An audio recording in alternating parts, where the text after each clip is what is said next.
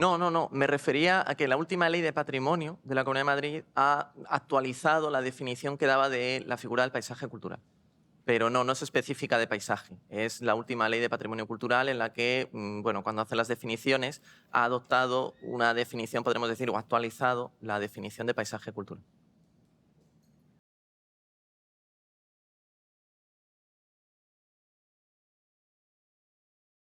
Pues ahí normalmente las legislaciones, bebiendo de lo que es la legislación del patrimonio del Estado, es la propuesta de bien de interés cultural. Y al final, dentro de la Comunidad de Madrid en concreto, al estar ya recogida la figura de paisaje cultural, sería cuestión de intentar tramitar un expediente desde ese punto de vista. El expediente se puede tramitar a petición de los titulares, teóricamente, de los bienes. Habría que ver esos terrenos a quién corresponden. Si es el ayuntamiento el competente, pues podría proponerlo para que fuera la Comunidad de Madrid quien lo declarara, o también que de oficio la Comunidad de Madrid fuera a declarar ese territorio, ese paisaje. Esa es la vía que marca la ley normalmente para comenzar el proceso. Desde luego, una caracterización adecuada, el entorno y los valores, cuanto más completo esté un expediente a la hora de proponerlo, pues siempre mucho mejor. Desde luego, yo diría que la primera vía siempre es el ayuntamiento en este tipo de bienes culturales, y a partir de ahí promover que desde el ayuntamiento se traslade a la comunidad esa voluntad, ¿no?, de querer declararlo de eso. La dificultad normalmente en esto, bueno, pues si verdaderamente el territorio por el que tiene lugar todas esas trincheras de la batalla de Jarama es de un solo titular, no que requiere. Esa es un poco la dificultad muchas veces. Por eso, lo que hablaba Antonio de que en el plan se reconocieran tanto aquellos paisajes que tienen alto valor cultural, interés cultural, como queramos definirlo, que pueden declararse y que pueden tener esa figura de protección, pero no solo. Es decir, cuando desde las administraciones queramos trabajar con paisaje, podemos encontrarnos con que hay un problema de este tipo. Es decir, es muy difícil definir un entorno, es muy difícil definir la competencia porque hay muchos titulares, pero sí que podemos hacer acciones positivas desde la administración para favorecer la valoración, el reconocimiento, que se conozca, que se visita, que se proteja en la medida de lo posible, sin necesidad de tener que llegar a la declaración como bien de interés cultural, ¿no? Que eso es un poco lo que en los paisajes nos encontramos, que hay muchos que se pueden definir muy bien porque están muy claramente, o que se pueden conceptualizar de una manera muy unitaria, y otros que quizá no. Entonces, por eso el plan hablaba de técnicos que comienzan a trabajar sobre ese paisaje, no comienza porque comience su carrera, sino a enfrentar un problema, con qué herramientas y con qué criterios nos encontramos, ¿no? Esa era la idea, pero yo creo que es un buen ejemplo de eso, ¿no?, de la dificultad muchas veces que nos encontramos en el paisaje.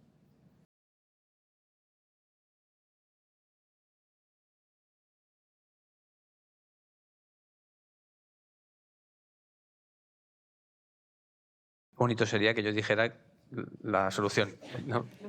Pero creo que no, porque al final ese tipo de problemas, pues bueno, tienen tanto detrás y tanta dificultad que, bueno, va a ser difícil que lo hagamos aquí, pero sí que está bien que surja en el debate, porque precisamente esa es la idea. Muchas veces nos centramos en cuestiones que pueden ser teóricas, que luego al aplicarlo pues nos vemos con estas circunstancias. No tengo la solución, me encantaría, pero desde luego las acciones, en gran medida, lo que sí que se ha visto es que mucho patrimonio, no solo hablando de paisaje, la vinculación de la sociedad ha sido un buen tractor para lograr según qué objetivos, o bien desde la declaración, o bien desde los fondos, o bien desde la apropiación por parte de la ciudadanía, no apropiación física, no hablo de ocupación, sino apropiación social de los valores, ha ayudado siempre. Entonces, ¿cuál es la estrategia mejor? Desde luego, si aquí todavía hay expropiaciones por terminar, no lo sé. No lo sé, ya lo siento, pero bueno, está bien que el debate esté porque es la realidad, está claro, es la realidad. Antes hablábamos de aquí de la parte de Morata que tiene eso, pues bueno, el paisaje tiene estas dificultades. Lo siento.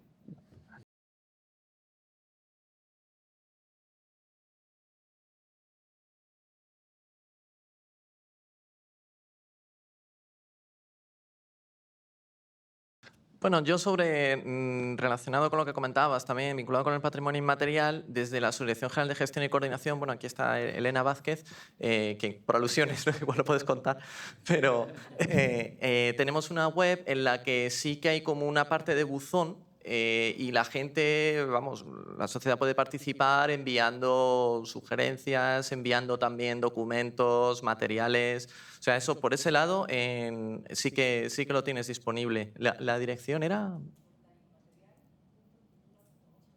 Vale. Portal inmaterial.cultura.gov.es.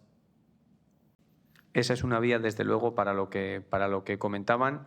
En la página web del Instituto y en la parte de planes nacionales, cada plan nacional también tiene un correo electrónico para poder llevarlo, tanto a través del Plan Nacional de Patrimonio Cultural Inmaterial como a través del Plan Nacional de Educación Patrimonial. Puedes contactar también por esa vía y también canalizaríamos de manera interna lo que fuera, dependiendo de las competencias y quien lo tuviera. O sea, en ese sentido no habría problema. El libro verde es la segunda, que me apunta aquí Elena también. El libro verde se lo sabe Antonio perfectamente, tú. No, sí, el libro verde también lo podéis localizar, tiene como un microsite, pero directamente podéis teclear, ¿no?, en Google, libro verde de gestión sostenible, sobre la gestión sostenible del patrimonio cultural. Y bueno, es una iniciativa que se presentó a comienzos del año pasado y es un documento vivo que lo que busca es eso, ¿no?, ser como una guía para propietarios, para gestores, para técnicos, para todo el mundo, y que sobre todo la idea, lo que se quiere es que se convierta en un repositorio también de buenas prácticas de gestión sostenible. Entonces, ahora también se va a hacer en la siguiente fase una campaña para recabar buenas prácticas y proyectos. Entonces, ahí también os animamos a que en la web del Libro Verde también hay una parte de participación que también podéis ahí enviar propuestas, sugerencias, casos que conozcáis, y desde la comisión del libro pues se valorarán y se irán viendo.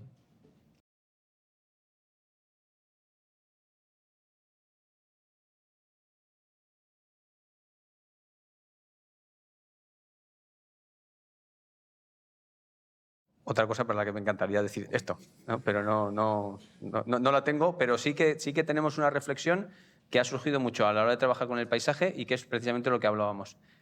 Va a ser muy difícil declarar una visión o una perspectiva bien de interés cultural ni en Madrid ni en ningún sitio, porque al final la protección jurídica requiere de un entorno, de una determinación específica de qué estás protegiendo. Estoy protegiendo queso y, por lo tanto, en ese área no se puede construir nada. Sería una cuestión como definir el entorno casi en negativo de un bien de interés cultural, ¿no? Pero lo que sí que se puede trabajar es cómo sensibilizar a la población sobre los valores que tiene el paisaje en su conjunto, y a partir de ahí puedes trabajar. Si hay cosas que no se hacen o que no se proponen porque tienen un aprecio popular muy grande y que por lo tanto no se tocarían ahí porque supondría realmente un problema, ¿no?, el que la sociedad lo defiende como suyo. Ese creemos que es el camino que, aunque no sea el más corto, sí que es el que creemos que puede ser más sólido a la hora de defender el paisaje, que no se puede definir de una manera tan concreta. Esa parte de la visión, ahí salía lo del cerro del Tío Pío, tal cual. ¿Qué se ha ido convirtiendo a través de representaciones en una imagen de Madrid y qué no? ¿No? La parte de la cornisa que se ve precisamente desde la Galería de las Colecciones Reales hacia allá es otro paisaje. Vamos protegiendo perspectivas, vamos destacando perspectivas, vamos señalando, vamos haciendo trabajo con la sociedad para que esto ese valor se vaya extendiendo. Yo creo que la parte de declarar una visión lo veo complicado, por esto que comentábamos, pero yo creo que la otra vía es la que creo que puede dar más frutos, en el buscar el reconocimiento de todas las partes. Nos vamos a encontrar, yo creo que a lo largo de toda la jornada con esto, a lo mejor con yacimientos arqueológicos que están protegidos como yacimiento, porque la figura era la de ese entorno de protección, pero que la idea del paisaje donde están integrados es muy distinta. Entonces...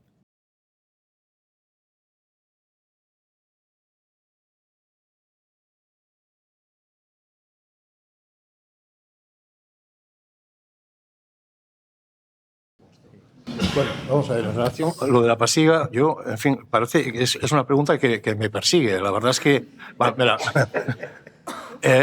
y además es que no me resulta fácil.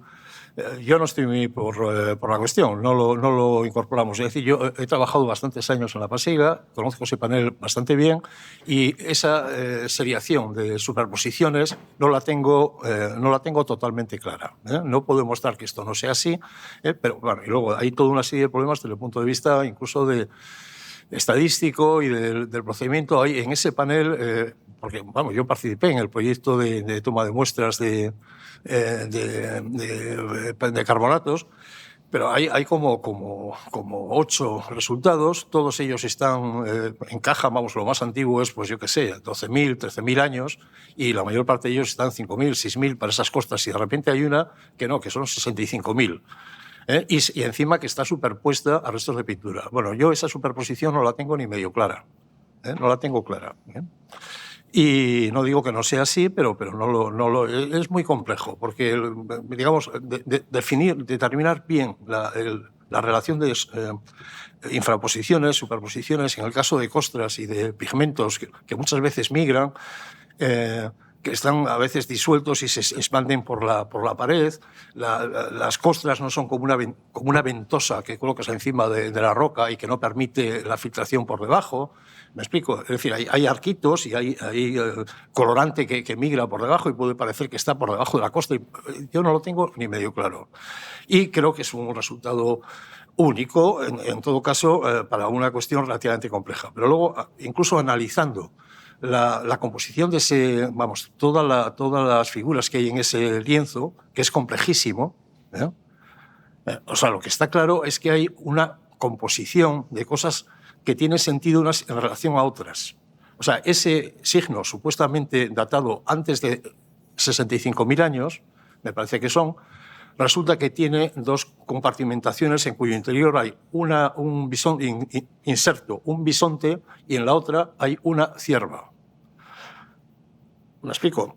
Y eso ya es paleolítico superior seguro, de principio. Bueno, segunda cuestión, en la parte superior del signo hay otro signo a base de líneas paralelas de puntos haciendo una especie de S que se apoya en el signo anterior. ¿Me explico? Lo que quiero decir con esto es que ese signo datado supuestamente hace más de 65.000 años, ha habido un momento en el paleolítico superior en que estaba perfectamente integrado en la composición, con animales dentro, con otros signos bordeándolo, etc. Y que en el caso de que fuera realmente de más de 65.000 años, esto sería absolutamente inaudito en el paleolítico superior. Es decir, en el paleolítico superior te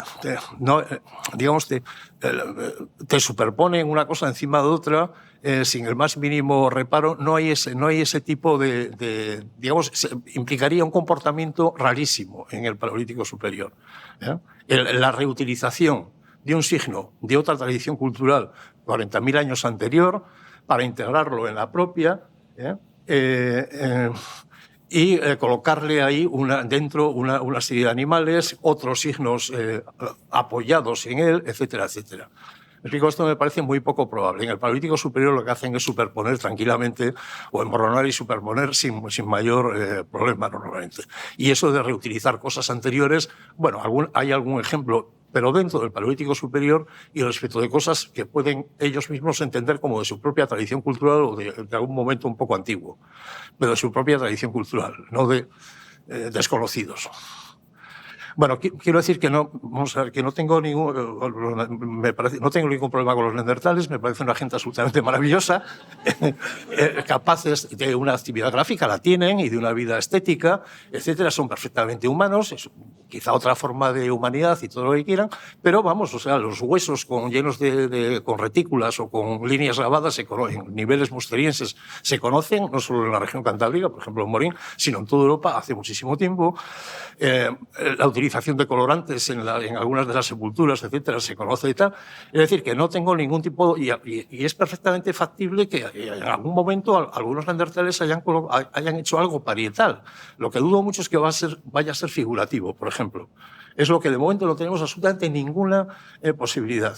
Sí que se ha publicado alguna cueva con líneas grabadas, no figurativas, claramente de época, vamos, del 80, 90.000 años, claramente de esta época de los neandertales. Es decir, que alguna experiencia gráfica hay, pero son experiencias gráficas relativamente esporádicas que no conforman un sistema que se repite, como en el paleolítico superior, ¿no? Una cosa perfectamente integrada del sistema cultural que se repite habitualmente, que juega un papel muy estable. No, son experiencias un poco más dispersas, vamos. Bueno, sí, en fin. No. Sí, yo sobre esto quería decir algo, y es que en ciencia no es lo mismo saber que creer, y mucho menos intuir. Y yo creo que lo que nos faltan son, claramente lo ha dicho muy bien César, faltan datos, falta información y faltan evidencias. Entonces, yo que soy un decidido partidario de los neandertales desde el punto de vista de sus capacidades intelectuales, que creo que eran muy similares a las que pudieran tener los mismos sapiens, porque una de las cosas que desde mi punto de vista es un grave error a la hora de interpretar el comportamiento de los neandertales y la propia humanidad neandertal, es que en muchas ocasiones se están comparando los últimos neandertales de hace 40.000 años con los pintores de Altamira. Claro, es que no tienen absolutamente... Habrá que compararlos con los sapiens de hace 40.000 años. Habrá que compararlos con los auriñacienses. Y entonces las diferencias ya, desde el punto de vista del comportamiento, no son tantas. No obstante, yo creo que en el caso de lo que se refiere al arte parietal, y no solo parietal, César lo explicó esto hace muy bien, hace unos años, y en el mobiliario. Y aquí no hay solo una cuestión en relación con el parietal, es que no tenemos ni un solo yacimiento musteriense, es decir, atribuible a los neandertales, en que aparezca ni un solo resto de arte figurativo. Ni un solo fragmento. Y eso sí que nos lleva a pensar que, como poco, no diré las capacidades intelectuales de los neandertales, sino la plasmación práctica de la estética de los neandertales es muy diferente. Es muy diferente. Y nosotros, por ejemplo, sabemos hoy que los neandertales de hace 40.000 años se están enterrando y los auriñacienses no. Por ejemplo, y eso nos lleva a que pensar, ¿no? Es cierto que esos enterramientos primeros de los neandertales no deberíamos interpretarlos como actos piadosos, como actos de trascendencia, en absoluto. Yo no creo que hay información, evidencias para pensar esto, pero sí es cierto que tiene una actividad como esta, probablemente inspirada en un entorno glaciar, porque en el mundo tropical no hace falta enterrar, las carcasas duran horas, ¿verdad? En un entorno africano las carcasas de un día para otro prácticamente han desaparecido por la acción de los carroñeros en general, y sin embargo, tal vez en la Europa glaciar eso no fuera así. Pero lo cierto es que el comportamiento desde el punto de vista de las manifestaciones plásticas a día de hoy es muy distinto. Es muy distinto. Y las evidencias de las que disponemos son, en mi opinión, escasísimas. Yo comparto la opinión de César, considerando, repito, que los neandertales tenían unas capacidades intelectuales para la abstracción y el pensamiento simbólico tan complejas como las que pudieran ser como las que pudieran tener esos sapiens arcaicos.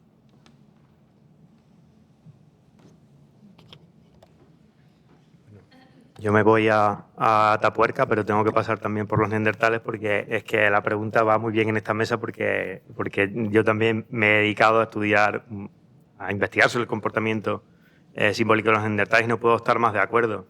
Una cosa es la capacidad simbólica, la capacidad de abstracción, el comportamiento complejo de los neandertales. Yo he teorizado y he publicado sobre la utilización de elementos de adorno en los neandertales, muy diferentes a los elementos de adorno que encontramos en el mundo sapiens y sobre todo muchísimo más escasos que en el caso de los sapiens, pero eso no significa que hagan manos en negativo. Precisamente estuve trabajando durante una década en la Cueva de Maltravieso y una de las cosas que más me ha llamado la atención es que haya 50 y tantas manos en negativo gravetienses y una musteriense. Yo apostaría a que los neandertales, porque conozco muy bien esa cueva y la arqueología de esa cueva, conozco muy bien esa cueva y apostaría a que los neandertales nunca entraron dentro de la Cueva de Maltravieso por la propia constitución de la cavidad. Nunca estuvieron dentro de la cueva.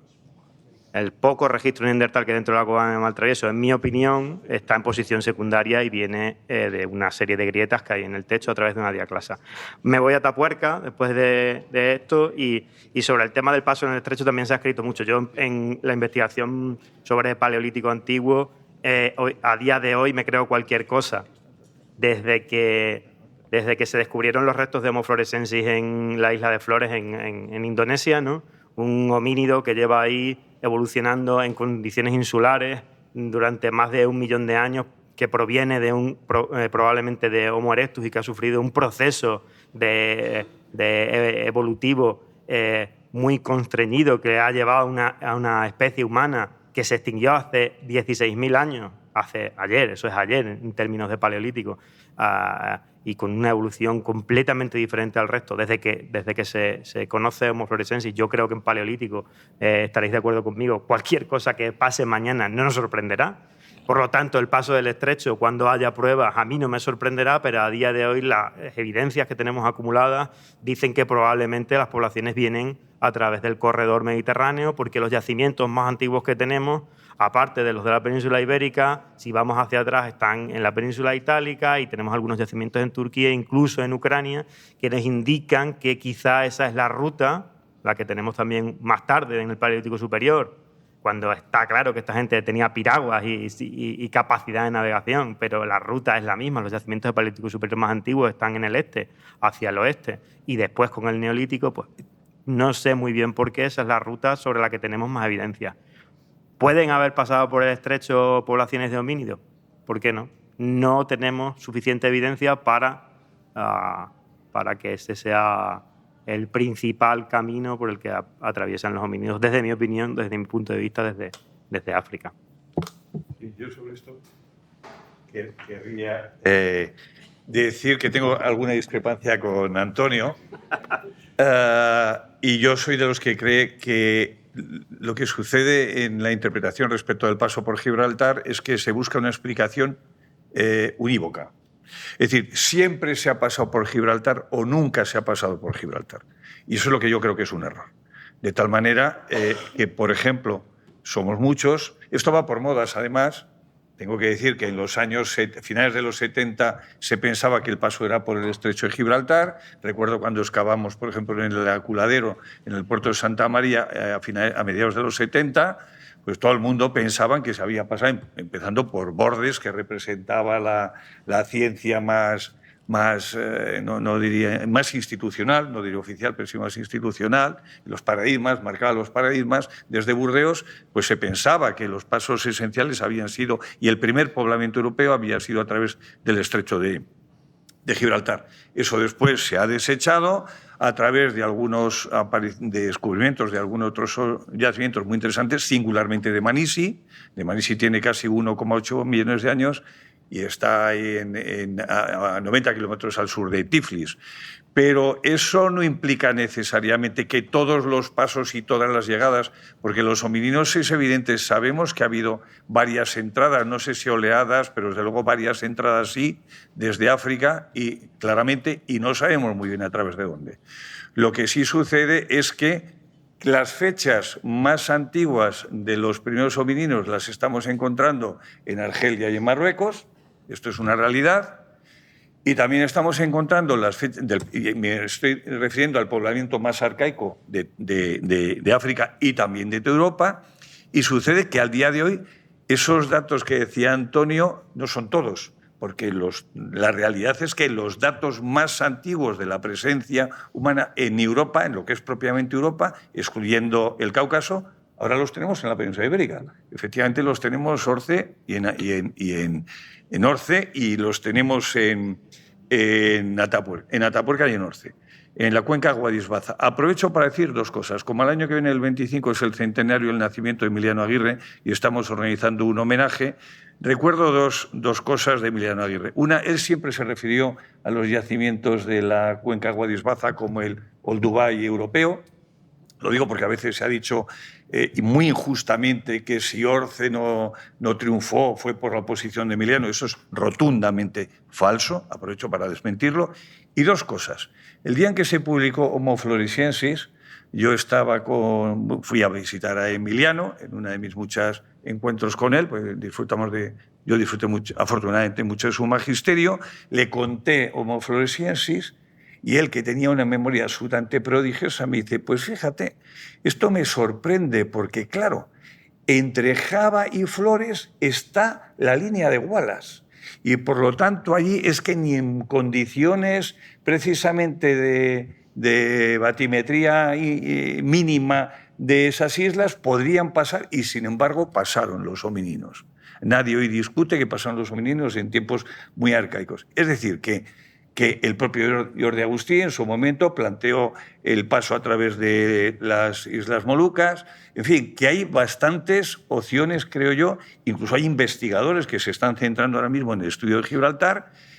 Y no quiere decir que el estrecho haya estado durante casi 2 millones de años, o 1,5 millones, me da igual, prácticamente en las mismas condiciones. Entonces, yo creo que esa es una opción que queda. Yo no estoy afirmando que hayan pasado los homínidos por el estrecho de Gibraltar, no. Pero estoy diciendo que como esto va por modas, ahora parece que la moda está basculando en otra dirección. Y desde luego, por ejemplo, el achelense, hay una cosa que sucede en Europa, que sí hay una explosión poblacional, parece que lo hay al menos, en torno a hace medio millón de años, con el achelense. Y el achelense europeo occidental es clavado al africano. Claro. Tengo que matizar, porque como me estaba dando un buen repaso, Enrique, tengo que matizar que yo estaba hablando de la evidencia del paso más antiguo, de esos homínidos antiguos, pero que estoy completamente de acuerdo con él. Por eso digo que no me sorprendería nada que mañana apareciese ese tipo de evidencia, pues porque el achelense de la península ibérica y una parte del sur de Francia tiene totalmente la tradición del achelense del norte de África, es igual, y es muy diferente al del resto de Europa. Entonces, en esa cronología probablemente pasaron. Voy a contar una pequeña anécdota, que es un compañero nuestro, Gonen San, un israelí, que es especialista en esta teoría del paso del estrecho y el achelense, y él siempre empieza sus conferencias explicando la cantidad de gente que ha pasado a nado ese año el estrecho de Gibraltar, no digamos encima de cualquier tipo de cosa que flote. Se dedica a recontar y hay gente que se dedica a pasar el estrecho nadando, por afición, cada año. Y te dice, pues este año han pasado 37 personas nadando por el estrecho. Por lo tanto, la posibilidad, la isla de Flores es lo mismo, para la explicación del poblamiento de la isla de Flores es rocambolesco. A día de hoy, la teoría es que una serie de Homo erectus hace más de 1 millón de años estaban en el delta de un río y un huracán se los llevó encima de una balsa básicamente de ramas y de árboles y los transportó hasta la isla. O sea, una cosa completamente surrealista. ¿De acuerdo? ¿Cuántas veces tiene que haber ocurrido eso para que los homínidos se quedasen enganchados en una rama como si fueran insectos o como si fueran ratas? No, estamos hablando de Homo erectus, ¿no? Y se intenta dar esa explicación para no explicar, bueno, porque nos cuesta entender que hace 1 millón de años se pudiera llegar allí navegando. Probablemente fue así.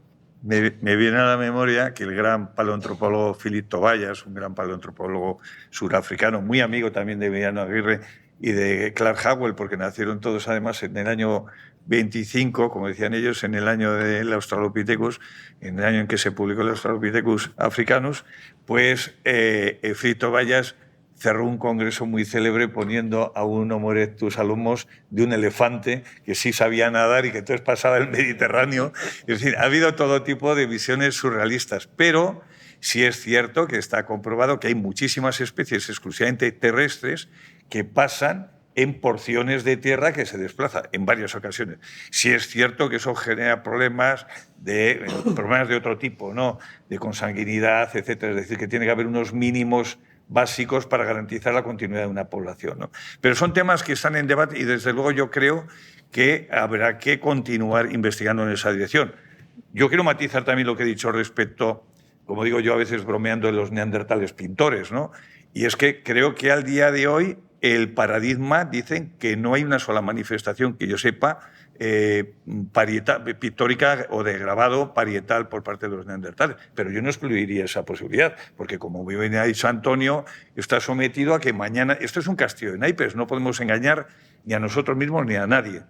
La prehistoria se construye como un castillo de naipes y de repente se cae un naipe y se cae todo el castillo, ¿eh? O sea que eso también hay que saberlo.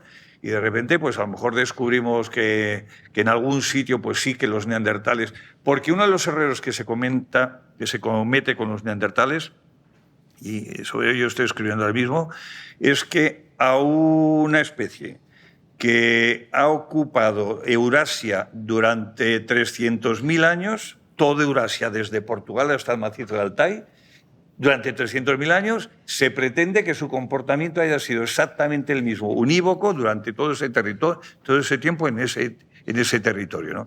Claro, no hay una sola especie humana que haga esto. A ver, en materia de enterramientos no ha sido lo mismo. Hay cambios a lo largo de ese periodo, por supuesto. Y os podría apuntar una cosa. No, yo quería, en relación a la pregunta de la pasiega, quería... Nos falta Pedro Cantalejo y Pepe Ramos, nos faltaría de andar. No, pero yo lo que quería era simplemente apuntar un poco que, porque me da un poco de miedo que pueda parecer que estoy en contra de ese tipo de procedimientos de análisis y tal, y es todo lo contrario. Es decir, empezamos en la región cantábrica a trabajar en esto precisamente para superar las limitaciones de radiocarbono aplicado al arte rupestre. Y ahora mismo las dataciones de costras empezamos haciéndolas, que nos las hizo aquí un laboratorio de Madrid, por termoluminiscencia, una variante de la termoluminiscencia. Luego pasamos ya a las series de uranio, cada vez con muestras más pequeñitas y tal, ¿no? Bueno, el procedimiento ha sido básico para reordenar, reorganizar y tener clara un poco el cambio, la modificación en materia artística a lo largo del Paleolítico Superior y sobre todo para las etapas más antiguas, que teníamos, sencillamente no nos quedaba carbono en las figuras y no teníamos datos de radiocarbono, era un caos. Por lo anterior al Sultrense era un caos. Esto se ha empezado a ordenar a base de las dataciones y los resultados de costras obtenidas en la Garma, obtenidas en la cueva de Pondra, obtenidas en la cueva de Tito Bustillo, en la cueva en la misma Altamira, en el Castillo, la cueva del Castillo, pero no, por ejemplo, las de la Pasiga, es una cueva a la que no, porque hemos tenido la mala suerte de que prácticamente todas, salvo esa, son muy recientes. Entonces nos dice que algunas figuras rojas son anteriores al 12.000, al 11.000, pero eso ya lo sabíamos. ¿Me explico? Y no lo dice más. Entonces, pero en todo caso, que el procedimiento es básico y es pues muy importante. El problema es que tiene que servir para, vamos, en mi opinión, para valorar todos esos resultados y modificar un poco pues, el nivel de lo que conocemos respecto al cambio, etcétera. No tener, parece que lo único que estamos buscando a veces es buscar lo que se sale de la norma para decir esto es lo más antiguo y esto cambia todo, etcétera, etcétera. Pues no, yo al menos no lo utilizo para eso. Lo utilizo para cambiar el esquema cronológico.